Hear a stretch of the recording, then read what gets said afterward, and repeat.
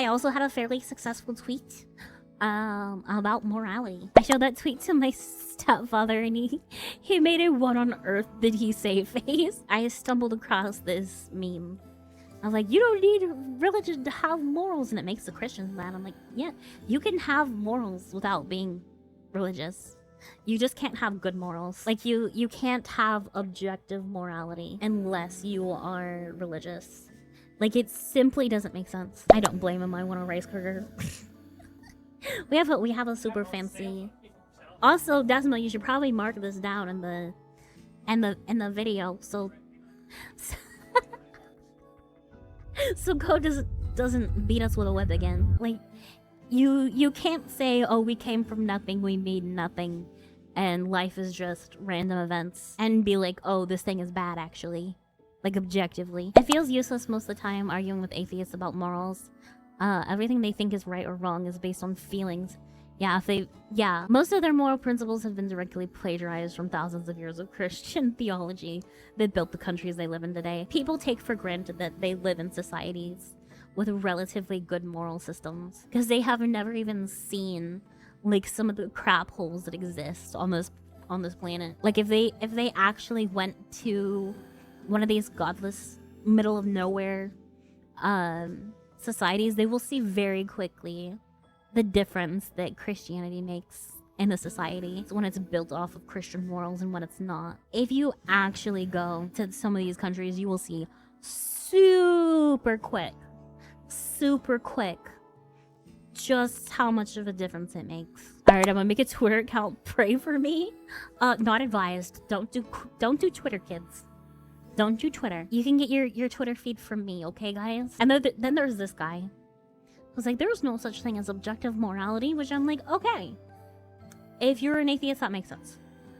At least, like, don't pretend to be, I have objective morality. Okay, where does it come from? I don't know, it's just how I feel. That's not objective. That's literally not how objective works. Do we have the same understanding of objective? That definition. You can say that, but I would like to see you keep that stance if, God forbid, anyone robs you, murders, or rapes someone you love, causes you great bodily harm. In those circumstances, would you uphold that person who did those things and say they didn't do anything objectively wrong? It's easy to say, yeah, nothing is objectively wrong when you're an atheist, but it's hard to keep up that stance when you have someone who just came up to you and punched you in the face. Are you gonna say that wasn't objectively wrong? I was like, oh, it's just how he felt. It was right to him. It was his truth. Like, no, you're gonna be like, hey, what the heck? Can we arrest this guy for assaulting me? Like, you're not gonna realistically have that stance once someone actually does something evil to you. Because we all deep down know, like, your morals are not just your feelings.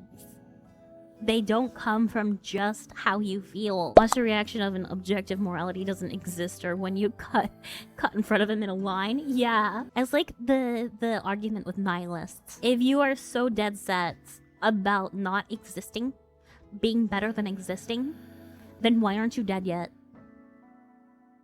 Like, if you truly believe in what you're saying, why aren't you, like, going out and killing people? If you don't believe in objective morality, why don't you just steal for everything you do? Like, it might be a skill issue, like, oh, I could have personal consequences. But, like, if you were actually good at this stuff, if you were good, skillful, why don't you just go around stealing and murdering people who you don't like? If there is no objective morality, if it's not, like, actually right or wrong, why would you care? Why do you care about anything? Only the question modern man must answer is why not float the river in respect, no life meaning, and concludes because to do so would be equally pointless. Yeah, I mean it would, but like there are people who just go about life and doing wrong things brings them joy. So like why condemn them if it's not objectively wrong and if it's just how you feel? You kind of just feel it's wrong. Why would you impose that on people? Like, it's so hard for these people to, like, keep up with their arguments. No, it would be subjectively wrong. My government robs me at gunpoint on a regular and literally on a very literal basis, yet a lot of people see that as wrong because it's subjective. A lot of people don't see it as wrong.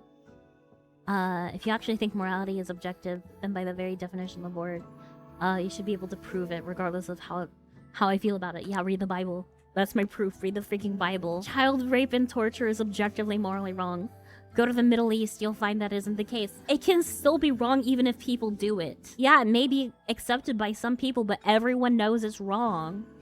Like, even the people who do it, I am not convinced there's a single soul on this earth who actually thinks that, like, child sexual assault and murder is right. Like, you may have people who play dumb, you know, just because it makes them feel nice. Just because the society says, yeah, that's fine, doesn't mean it's actually fine. Everybody knows that. If you base your morality on what is societally acceptable, you are cooked, my man. You are actually cooked. You're pointing out, like, oh, they do bad things too. Like, these people are doing bad things in the Middle East. Like, okay, they're bad though. Even you just saying that for shock value proves that it is actually objective, because you know what's gonna get a reaction out of people, because it's objectively wrong. The soul despises immorality, but sin makes it dull. So even if there is an objective morality, one can lose its grip on it, becoming spiritually in a moral bind. We can personally have a flawed morality as people, and we often do. The fact that we can call anything objectively right or wrong, like, you know, sexually assaulting a child, 99% of people can look at that and go, that's wrong. Why? What force outside of ourselves can we point to say, yeah, that's the objective source of why it's wrong? We can point to God and that's it. Otherwise, it's just our feelings. And then we go down a very deep rabbit hole of what is allowed and what's not. If we play the game of, you know, morality is subjective. What's right for you may not be right for me, and what's right for me may not be right for you. Right is right and wrong is wrong. So I don't give evidence to atheists. They're just haters of God. They don't care about truth, just haters of... Yeah. 99% of atheists, I would reckon to say, their issue is not with evidence, their issue is with pride. Their issue is with, I don't want anyone controlling my life, or telling me what to do, or telling me I'm wrong.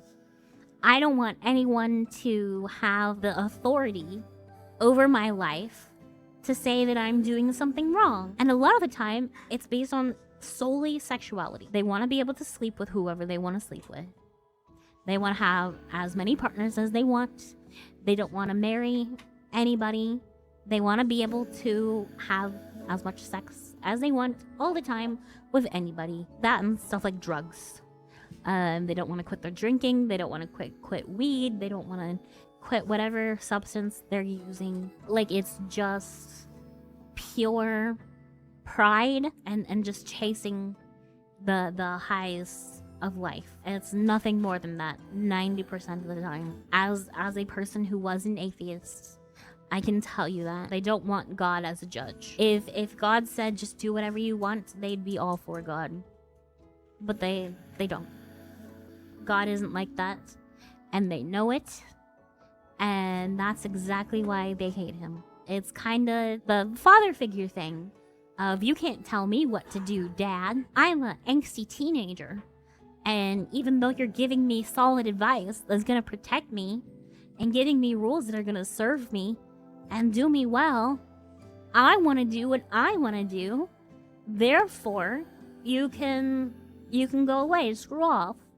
I don't want to see you anymore. That's why so many other secular religions are popular with many people. They focus on other things as being the cause of one's problem rather than sin being the cause. They blame it on something else. They blame it on something else.